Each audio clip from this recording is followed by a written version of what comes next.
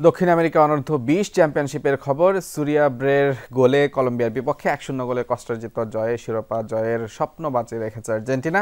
অন্যদিকে প্যারাগুয়েকে 3-1 গোলে হারিয়ে শীর্ষে অবস্থান ব্রাজিলের যুবাদের।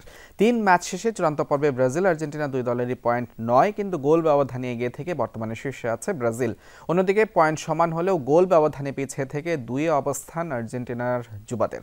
সব মিলে শিরোপা লড়াইটা সীমিত হয়ে পড়েছে দুই চিরপ্রতিদ্বন্দ্বী ব্রাজিল আর্জেন্টিনার মধ্যে। আগামী শুক্রবার সকালে চূড়ান্ত পর্বের ম্যাচে মুখোমুখি হবে ব্রাজিল আর্জেন্টিনা। সেই ম্যাচ দিয়েই জানা যাবে কার হাতে উঠবে শিরোপা। এদিকে নিজ নিজ ম্যাচ জিতে অনূর্ধ্ব-20 বিশ্বকাপে নিজেদের জায়গাও নিশ্চিত করেছে ব্রাজিল ও আর্জেন্টিনা। এ বছরের সেপ্টেম্বর-অক্টোবরে যুবাদের বিশ্বকাপ অনুষ্ঠিত হবে চিলিতে।